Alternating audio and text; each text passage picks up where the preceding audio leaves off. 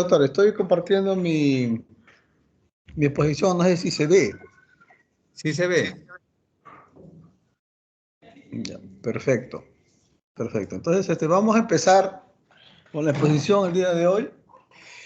Vamos a hablar de la Estrategia Nacional de Enfermedades Metaxénicas y Zoonóticas.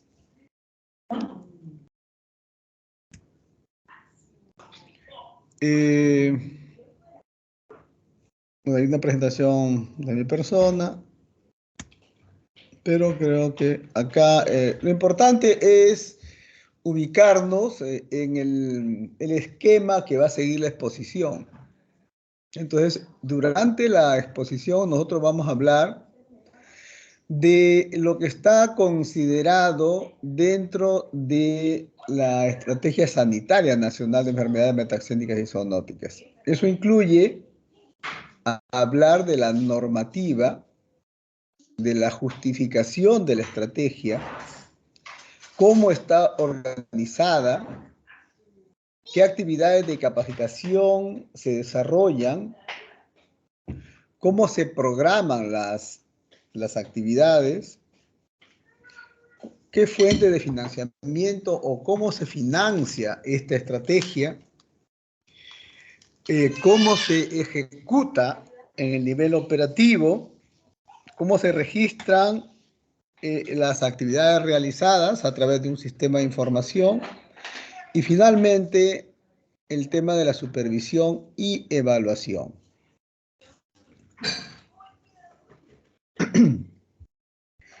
En primer lugar, tenemos que tener claro que cuando estamos hablando de enfermedades metaxénicas, estamos hablando de enfermedades que se transmiten a través de un vector y las zoonóticas, que son enfermedades transmitidas de los animales hacia el hombre.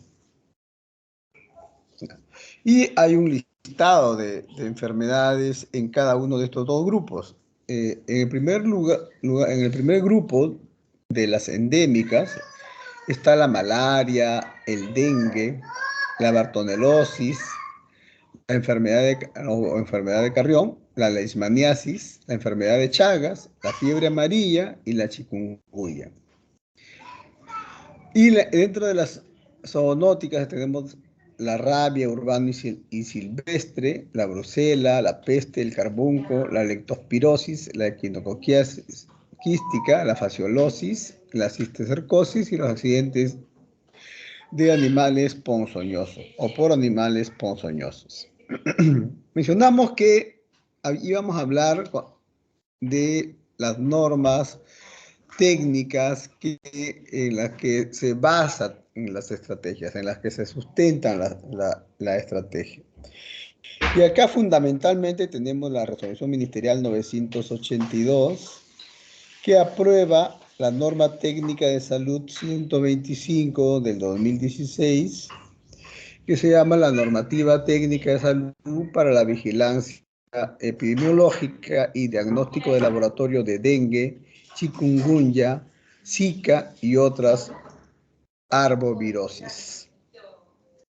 Ya, en esta norma técnica entonces está establecido todos los procedimientos que debe ejecutar el personal de salud relacionado con estas patologías. Por eso es la importancia de conocer la normativa.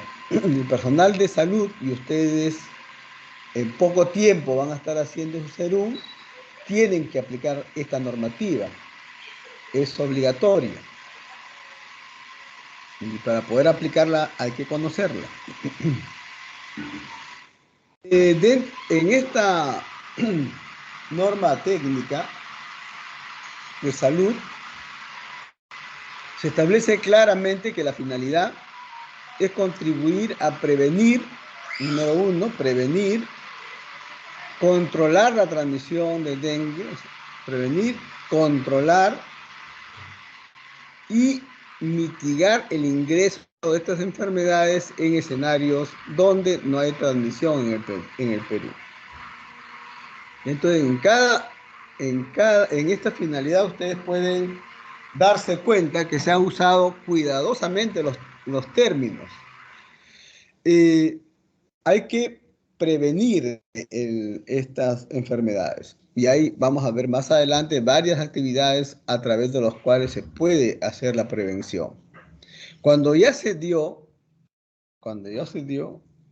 tenemos que hacer actividades para controlar la transmisión. O sea, que afecte a mayor cantidad de personas. Ya se detecta que, por ejemplo, en Bagua hay en este mes Zika, entonces tenemos que hacer actividades para que se afecte la menor cantidad de personas. Y también aquí hay otra palabra que es la palabra mitigar, ¿no? El ingreso de estas enfermedades en donde no hay transmisión en el Perú. O sea, ya en estos momentos se acepta que estas enfermedades en algún momento van a estar en la mayor cantidad de zonas geográficas. Entonces, lo que hay que hacer es mitigar, hacer larga el ingreso de este problema, ¿ya? Porque no se puede evitar totalmente. La otra norma técnica es la Directiva Sanitaria para la Vigilancia Epidemiológica de Enfermedades Zoonóticas. En la anterior se dan cuenta ustedes que está más orientada a las metaxénicas y esta está más orientada a las zoonóticas. Y también a las enfermedades transmitidas por ¿no? Enfermedades ofidios, ponzoñosas y por insectos. También está incluida allí, en esta norma técnica. ¿Cuál es la justificación? ¿Por qué cuando nosotros planteamos una estrategia sanitaria siempre tiene que estar justificada? Las acciones organizadas en salud siempre son en respuesta a un problema que cada vez es más grande.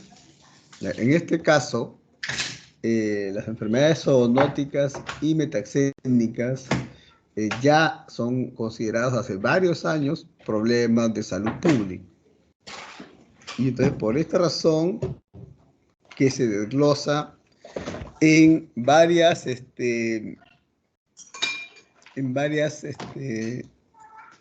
formas de identificar el problema. Por ejemplo, afecta a estas enfermedades a una gran cantidad de población. En estos momentos se habla de que podría estar en riesgo una población de más de 20 millones de personas que pueden sufrir esta enfermedad. Entonces, es para que vean la magnitud del problema. Y por lo tanto, tiene que haber un conjunto de actividades organizadas para enfrentarlo. También es importante hacer la estrategia porque produce gran carga de enfermedad y muerte. Tiene una distribución regional, afectan regiones completas a veces, pero también tienen una distribución local.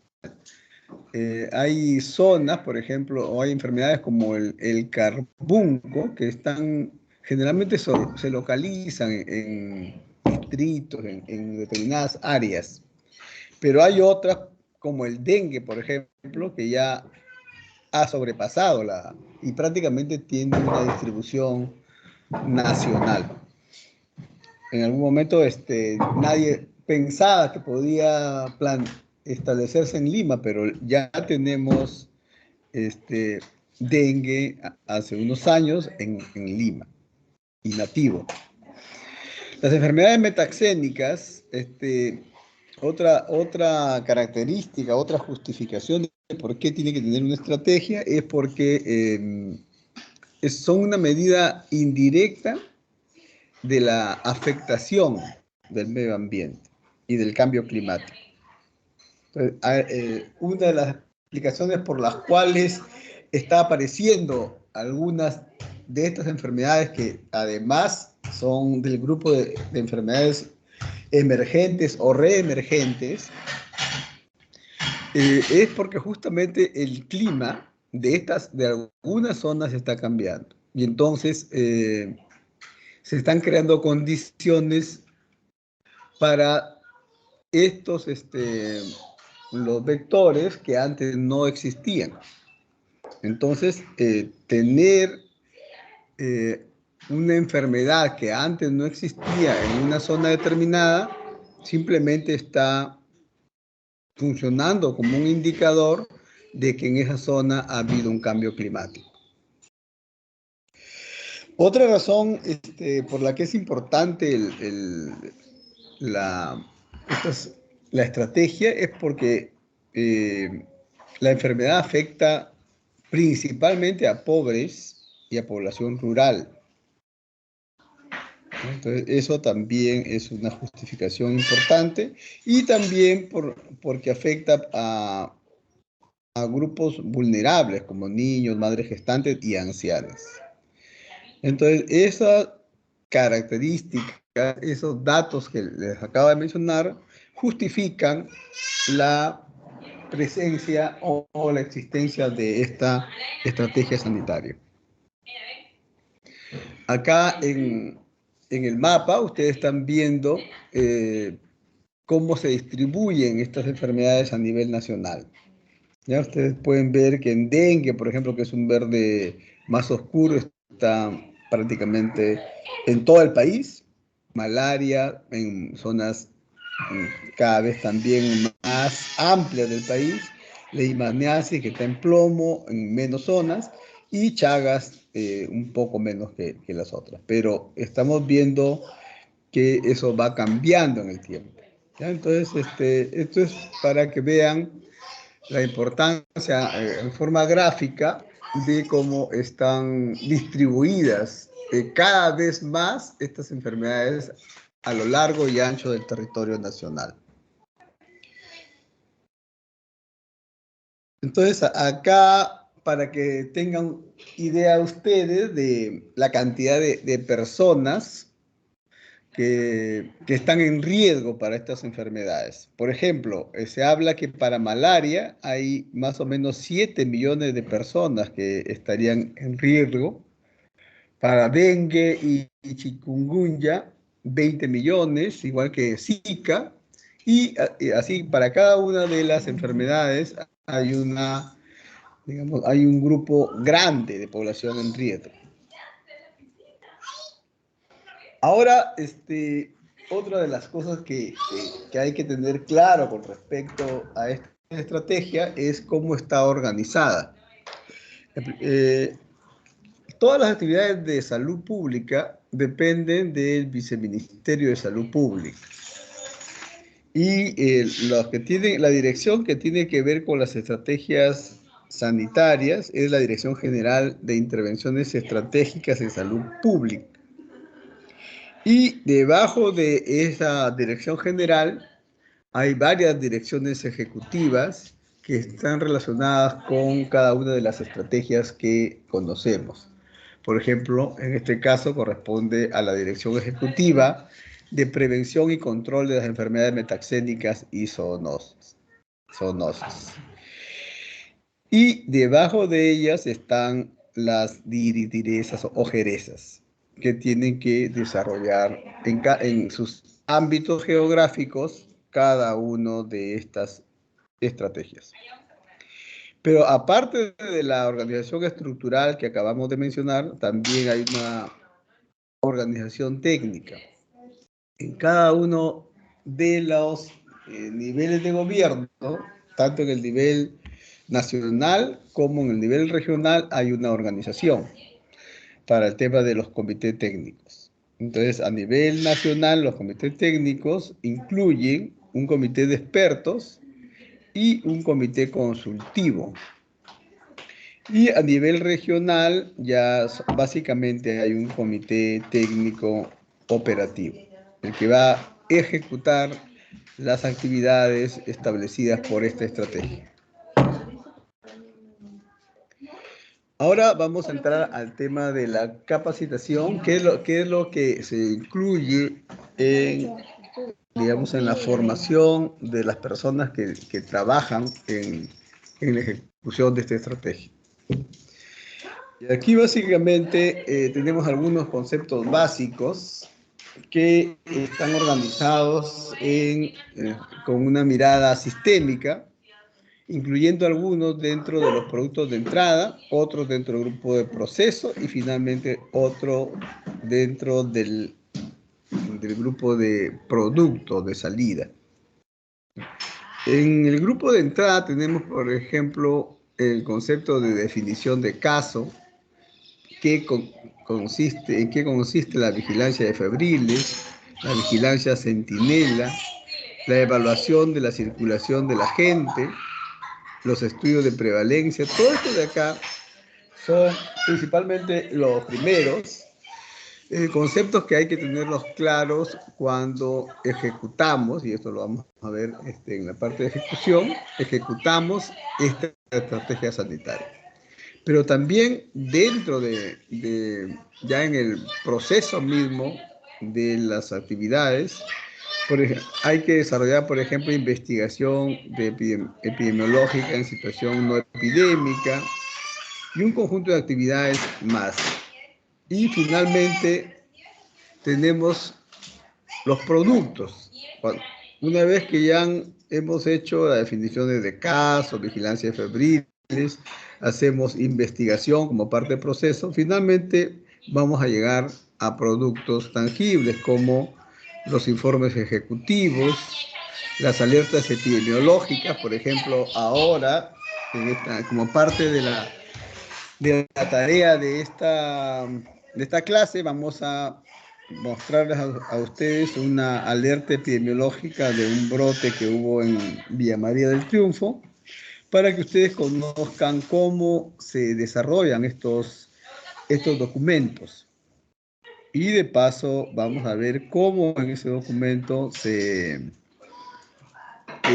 plasma todo lo que nosotros estamos viendo digamos, en lo que corresponde a organización, a financiamiento, a las actividades de capacitación, etc. Entonces, cada uno de los elementos de entrada, proceso y productos son definidos claramente como parte de la capacitación de esta estrategia sanitaria. Por ejemplo,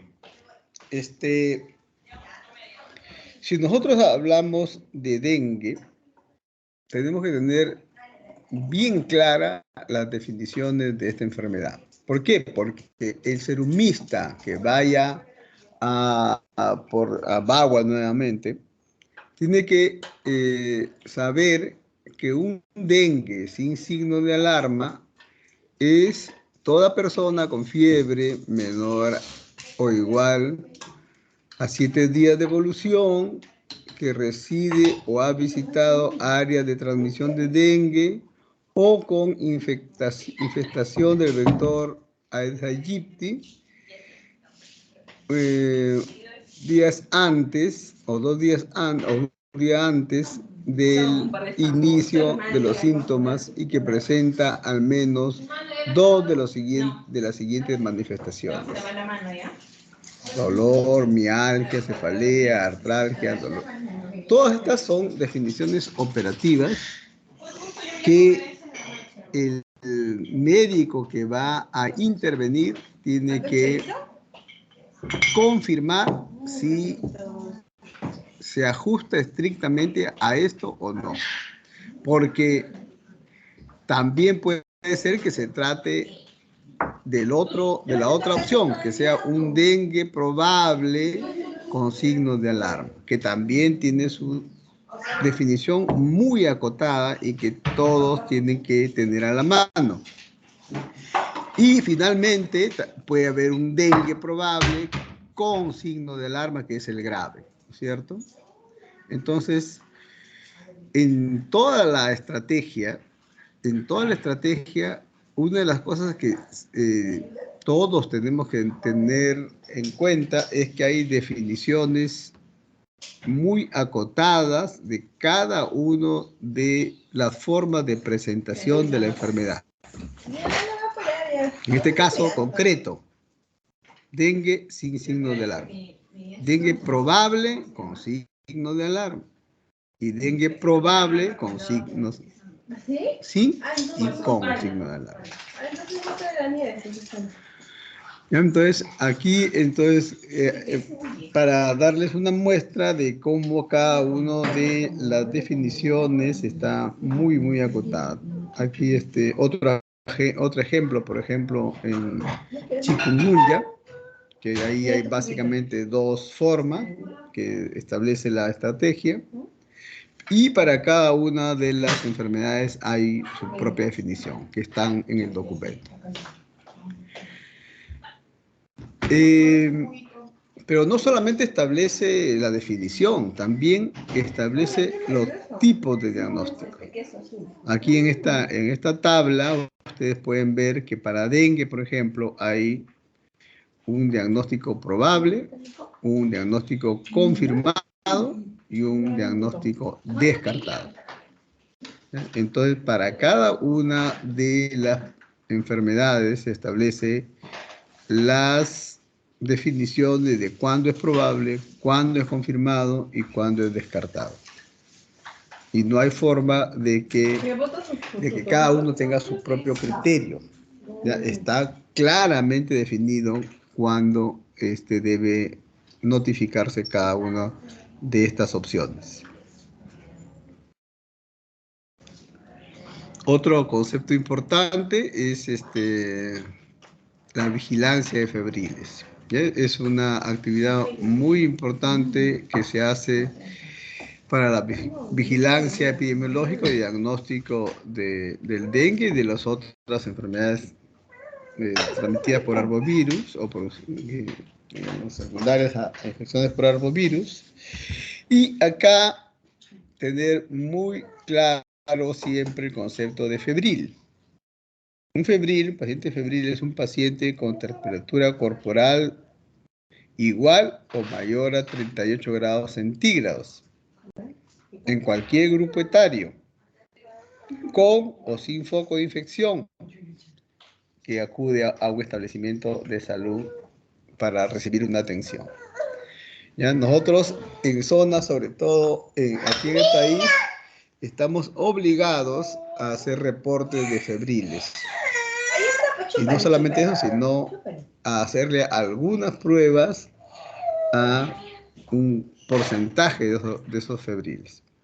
¿Ya? Entonces tenemos que tener muy claro esta actividad, que es probablemente una de las actividades más eficaces para detectar estos casos. En algunos lugares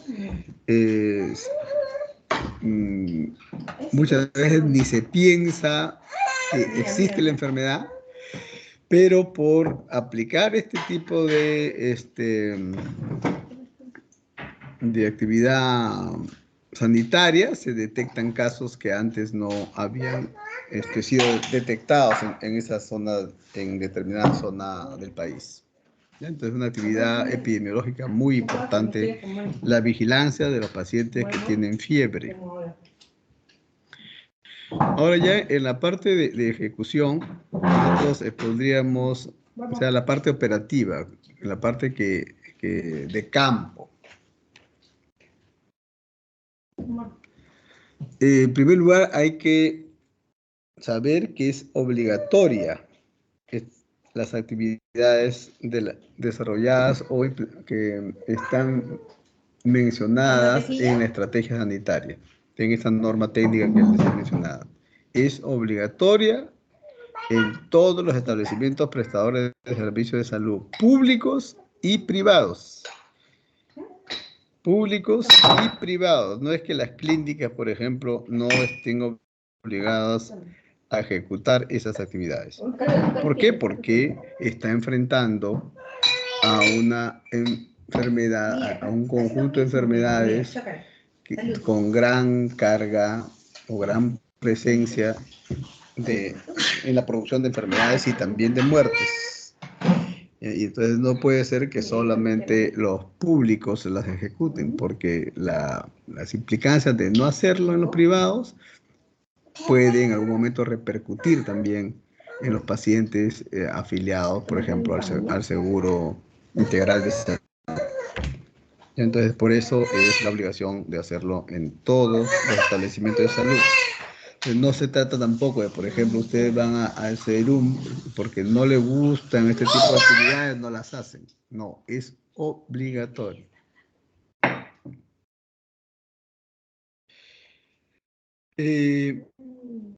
Otra cosa que hay que mencionar en esta exposición es que siempre cuando uno vaya al lugar donde va a trabajar, siempre tiene que saber en qué escenario está ubicado. Estas estrategias están tan bien organizadas que establecen un conjunto de actividades para cada escenario probable que pueda ocurrir. Ustedes saben que nosotros no podemos adivinar lo que va a ocurrir en un sitio determinado, ¿no es cierto? Porque las situaciones no son estáticas, son dinámicas. Entonces, si ustedes por ejemplo, les tocó hacer su serum en Piura y van en invierno, probablemente el escenario sea de un tipo a que si van a Piura mismo, pero en una época más calurosa, una época de más lluvias, ahí probablemente encajen en otro tipo de escenario. Entonces, los escenarios son posibilidades que pueden ocurrir en el futuro. Y para cada uno de esos escenarios se establece un conjunto de actividades. ¿Ya? Entonces, eso es un dato que lo tienen que tener claro también.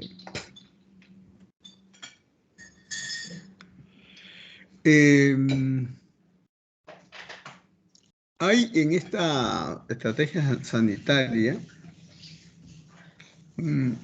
actividades muy, muy claras que tienen objetivos, su población a la que deben aplicarle, el escenario donde se aplica y el periodo en el que hay que realizarlo.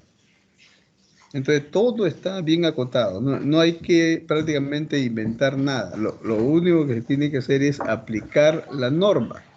¿Y por qué tenemos que aplicar la norma? Porque ya se ha demostrado que es la mejor forma de conseguir resultados. O sea, si uno lo aplica diferente a cómo está establecido, por ejemplo, en qué periodo, cada qué tiempo tienes que hacerlo, semanal, diario, anual, mensual. Entonces, lo que se ha determinado es lo más adecuado. Por eso es que cada uno de nosotros estamos obligados a ejecutar estas actividades en los escenarios que correspondan, en los periodos que están establecidos, a quién o a qué grupos poblacionales se les van a aplicar y finalmente cuál es el objetivo. Por ejemplo, aquí en la columna del lado izquierdo hay varias estrategias de vigilancia epidemiológica. A ver, agarremos una. La vigilancia centinela, que está al final. ¿Cuál es el objetivo? Detectar oportunamente la circulación de chikungunya, Zika, etcétera, en áreas de elevado riesgo en establecimientos de salud seleccionados. Ahí no es en todos los establecimientos. Esta es una vigilancia especial, no es una vigilancia normal. ¿Ya? Entonces, aquí, por ejemplo, ¿en qué población se va a aplicar? En solo 13 establecimientos seleccionados en 9 regiones. ¿En qué escenario se aplica? En el escenario epidemiológico 2 y 3. Y en establecimientos seleccionados. Y con qué periodicidad se debe ejecutar. Ahí de acuerdo a y cómo se va a notificar, también está establecido en la norma. ¿Ya? Entonces, para cada una de las estrategias de vigilancia o cada una de las actividades que se ejecutan, está bien acotado para qué se hacen, a qué persona se va a aplicar, en qué escenario debemos aplicarlo y cuál es la periodicidad de información. Ahí hay otro grupo de estrategias, por ejemplo, los estudios de investigación. Y otra cosa que también está bien establecido en la norma es cuáles son la cartera de servicios, de productos y subproductos en esta estrategia sanitaria. Entonces, por ejemplo, para las familias, para la actividad o producto, familia con prácticas saludables para la prevención de enfermedades metaxénicas y zoonóticas, hay dos subproductos. Las familias que desarrollan prácticas saludables y familias que desarrollan prácticas saludables para la prevención y control de enfermedades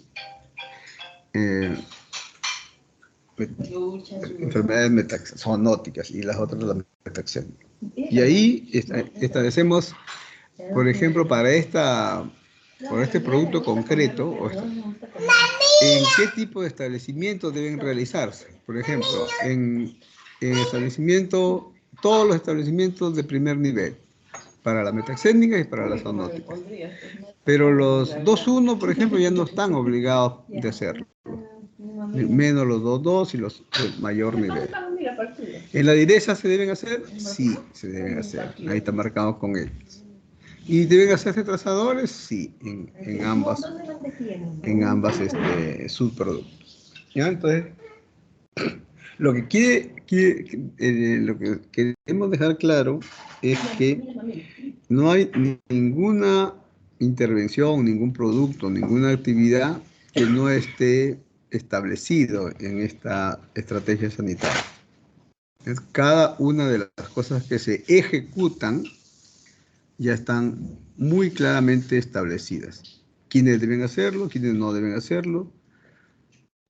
Entonces, esto es una de las cosas que ustedes tienen que revisar al momento ya de ejecutar su trabajo profesional.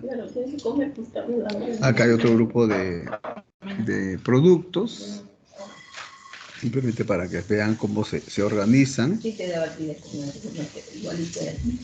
Ahora entramos a otro tema que ya es muy importante, que es la programación.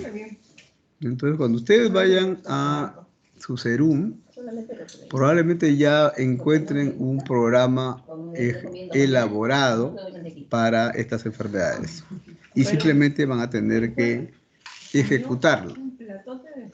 Pero ya cuando estén a medio año y en el último semestre van a tener que programar las actividades.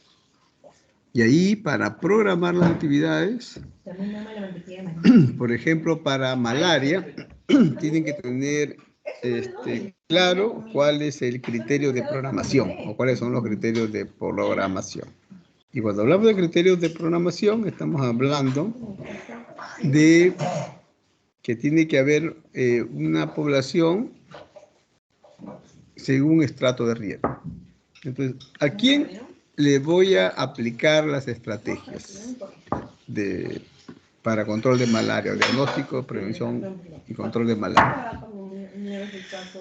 ¿A todas por igual? No. La población que tiene alto riesgo de tener malaria se le aplicará al 30%. Las que tienen mediano riesgo, 10%. Y las de bajo riesgo, 5%. en áreas sin riesgo de transmisión según la tendencia de los últimos años. Por ejemplo, como en los que sabemos el riesgo, sí podemos aplicar estos porcentajes. Pero si es que no son zonas de transmisión habitual, ahí lo que tenemos que tomar como criterio de programación es la población que se enfermó en promedio en los últimos 5 años. Y hay que hacerle las pruebas correspondientes en los laboratorios referenciales y en el Instituto Nacional de Salud.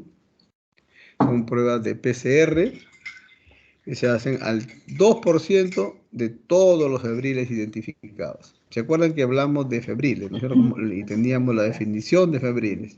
Bueno, a todos los febriles que se identifican en los establecimientos de salud, al 2% de ellos hay que hacerle una prueba para ver si no tiene malaria. Aun cuando no tengan otra sintomatología, básicamente que tengan fiebre. Ya, entonces, esto de acá sirve para el cálculo de la metafísica. O sea, ¿a cuántas personas le vamos a hacer la prueba de descarte de malaria? Entonces, 20.000, por ejemplo. Ya, esa es nuestra metafísica. ¿Y el 20.000 cómo salió? Porque estamos en una zona de mediano riesgo y la población normal es 200.000. ¿A cuántos hay que hacer el seguimiento? Al 10%. Son 200.000, el 10% son 20.000. Entonces, así se calcula la población sobre la que se tiene que aplicar las pruebas. Y la fuente de información también está establecido acá, que debe ser la población del INEI del último censo, porque ustedes no van a calcular la población, tienen que ver cuál es la población de la zona específica donde están trabajando ustedes y mirar ese dato en el último censo realizado por el INEI.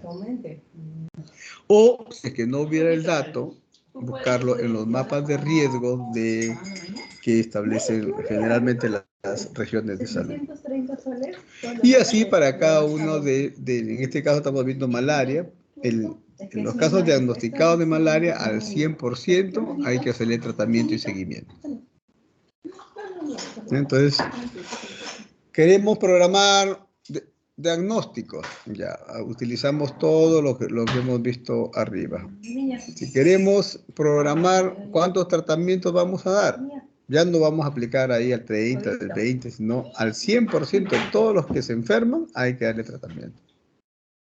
Entonces, de esa forma se realiza la programación para cada una de las enfermedades que estamos comentando. Finalmente, vamos a ver el tema de financiamiento muy brevemente, que es digamos, de cómo llegan los recursos para cubrir esta estrategia. Y ahí tienen que saber que estas estrategias forman parte de una programación multianual de recursos. Y ahora la tendencia actual en todos los programas es hacer una programación multianual porque es mucho más cercana a lo que va a ocurrir en la realidad. Cuando programamos por años, pueden haber cambios por algún factor inesperado, entonces pueden ocurrir más errores que cuando se hace en una programación multianual. Y ahí igual para cada uno de los productos se establece una metafísica. Aquí, por ejemplo, vamos a ver, acciones comunes. ¿Cuál es la unidad de medida de las acciones comunes? ¿Los informes o las normas? Se establece una cantidad de metafísicas. ¿Cuántos informes? Por decir, en este caso, 6. Ya, eso cuesta tanto. Entonces, y para cada año se establece el monto que se va a, digamos, programar, un monto de dinero que se va a programar para cada una de las actividades o productos que se están identificando. Por ejemplo, vacunación de animales domésticos. Ya, aquí está la cantidad de que se está pensando vacunar y la cantidad de plata que se le está asignando durante ese año específico. Entonces, la, el financiamiento es a través de del presupuesto por programas. Se establece la meta física y en la meta física, por ejemplo, para vacunación de animales domésticos, se dice, a ver, ¿cuántas personas van a intervenir ahí? Ya, y se costea el precio de las horas de ese trabajador asignado a esa actividad. Ya, ¿qué insumos se van a usar? Ya, se suman todos los insumos y eso cuesta tanto. ¿Qué servicios se van a contratar? Tales. Ya, todo eso de ahí. Y los servicios, digamos, administrativos, servicios básicos, se prorratea y también se carga. De tal manera que el producto se establece cuánto cuesta cada uno de sus subproductos y se establece un precio final que multiplicado por la cantidad de personas que se va a intervenir sale un monto determinado. ¿No? Entonces, a eso le llaman meta presupuestal. Entonces tenemos meta física y meta presupuestal. Hay otras actividades igualmente que se establecen los productos y el financiamiento que van a recibir por cada uno de los años. Y hay otra cosa importante dentro de la estrategia, que es el sistema de registro e información. Entonces, las estrategias tienen su fortaleza realmente en la forma como son informados. Parece que se ha borrado uno. Pero bueno,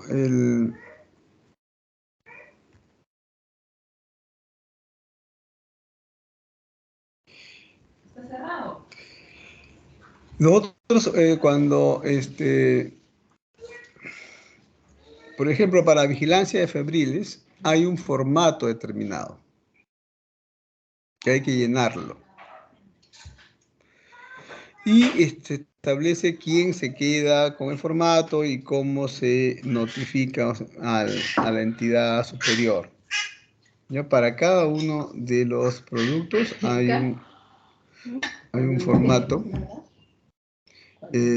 Cuando no hay formato se pueden utilizar otros mecanismos, por ejemplo, por el registros en libros, pero lo importante es que siempre este tipo de actividades que están establecidas en la estrategia tienen que estar registradas y notificadas. Y las notificaciones también están claramente establecidas.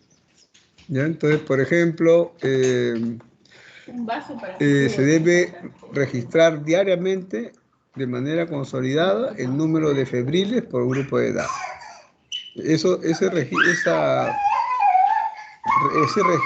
es todos los días. Y se debe notificar, ya no registrar, sino notificar semanalmente. Eso está establecido en la norma técnica. Pero también se notifica a través de la plataforma web, es el famoso Notice, en el que están obligadas a notificar todas las unidades notificantes, que en este caso son los hospitales y las DIRESAS, jerezas. Ya, entonces más o menos cómo se está estructurado el aplicativo Notice. Y finalmente, ahora sí, las actividades de supervisión, monitoreo y evaluación. A través de estas actividades nosotros medimos, analizamos, monitoreamos los avances y que hay que realizar, los ajustes y las correcciones marcando las pautas para conseguir los resultados. Es una actividad gerencial, fundamentalmente. ¿Verdad? Entonces hay que hacerlo, hay diferentes formas de definir esto, pero fundamentalmente es una actividad gerencial que hay que hacer, digamos, muy adecuadamente para conseguir los resultados que queremos. Entonces, y generalmente es responsabilidad de los coordinadores técnicos del programa presupuestal, que existen en todos los niveles realmente, nacional y regional. Entonces, eso es básicamente lo que yo quería comentar sobre la estrategia sanitaria de enfermedades metaxénicas y zoonóticas. Si hubiera alguna pregunta, estamos puestos a resolver. El día de más, sí, pues, pero dice que sí, porque estaba poquito. 8 clases.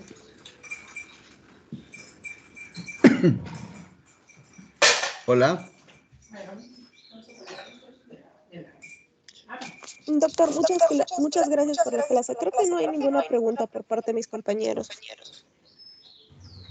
Ok, gracias también a ustedes. Más bien, hasta ahora, no sé si me permite el doctor Albites para hacer la presentación de la tarea. Sí, doctor, continúe con la tarea. Bueno, la tarea consiste básicamente en leer y analizar una alerta epidemiológica. Es un documento que ya está colgado en tareas. Y después de leerlo y analizarlo críticamente, van ustedes a... ¿Se ven las preguntas?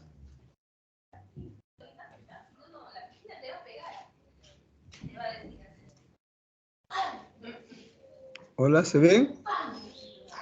Está en la diapositiva 39, es por un cuadro. No. Entonces, vamos a...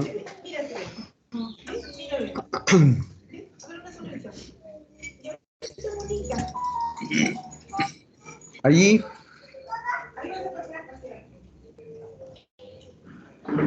A ver, no vi. Ay, no hay tantos de 10, creo. Ay, ya, que sigue. No se ve. Ya, vamos a...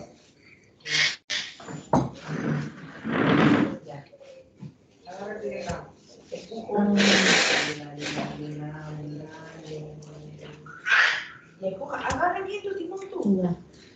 Ya, entonces... Y ahora sí creo, ¿no? Yo me había olvidado de comentar. No. Ya, ahora sí.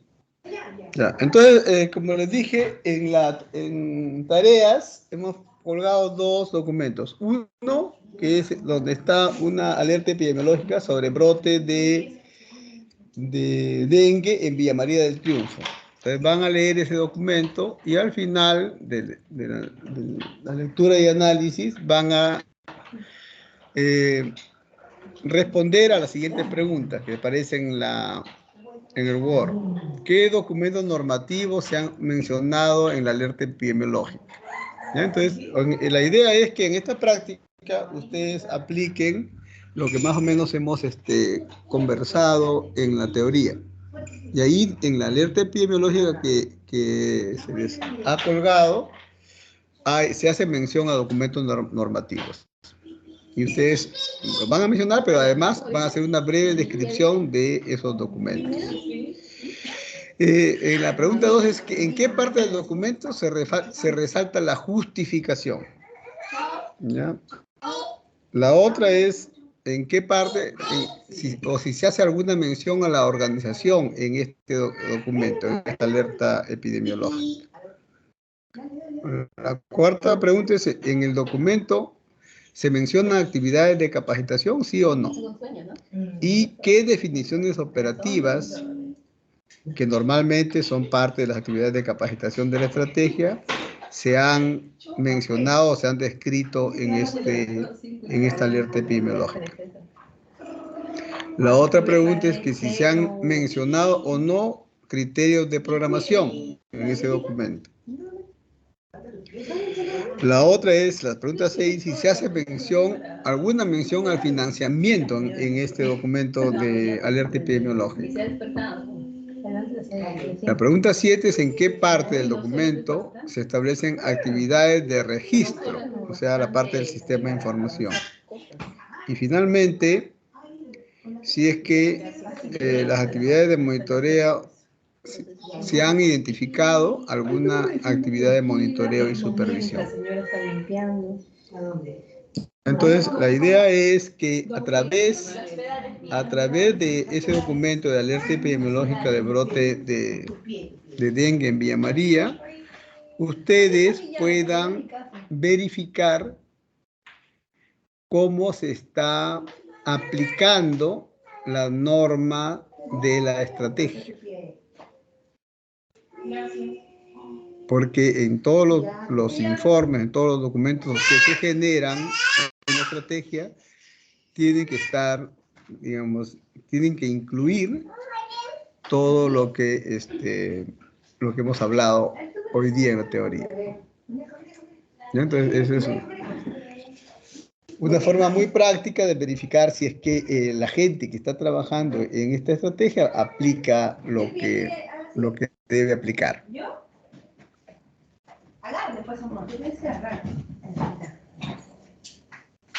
No sé si está clara la tarea. La tarea es cada uno va a hacer individualmente, y a sus profesores en la práctica llamará de repente acá a uno por uno para que, por ejemplo, se haga cargo de la pregunta número 1, ¿no? Eso ya depende de cada uno de sus profesores.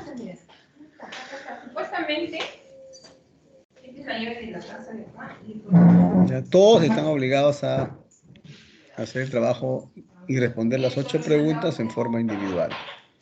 Con ese llavero de allá de Bolívar. ¿Está claro? Señores alumnos. No es grupal, doctor, esto es individual. ¿Perdón? El trabajo no es grupal, es individual. Es individual, sí. Pero la presentación ya puede ser grupal, y eso ya está, digamos, cada uno de sus profesores establecerá el mecanismo.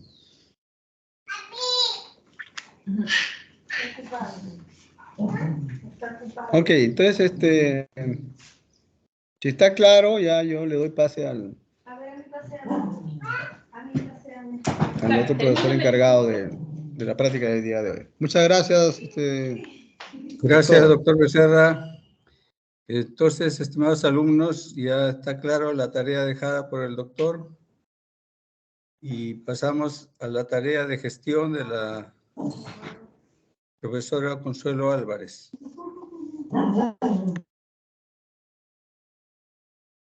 Bien, doctor, gracias. La práctica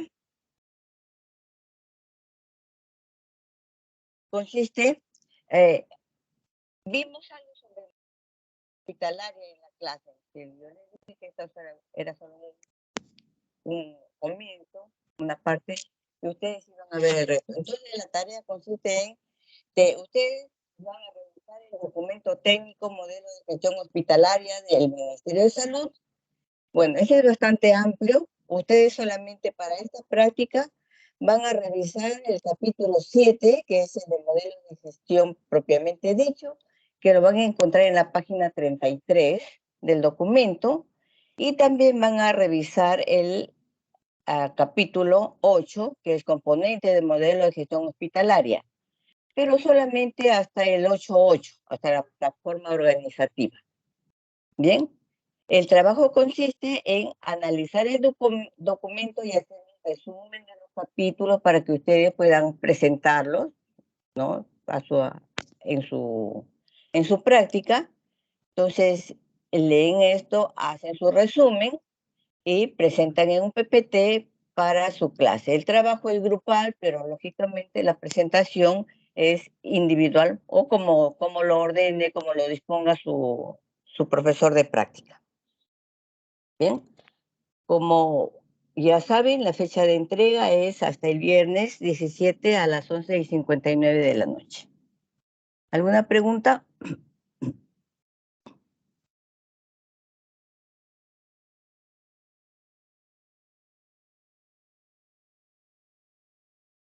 ¿No hay preguntas? ¿Está claro?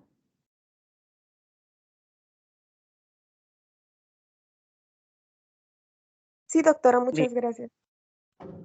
gracias. Bien, entonces, doctor Alvites, estando todo claro, creo que terminamos con la presentación de la práctica para el día que tendrán que presentar la próxima semana. Gracias. Gracias, profesora Consuelo. Gracias, estimados profesores, estimados alumnos.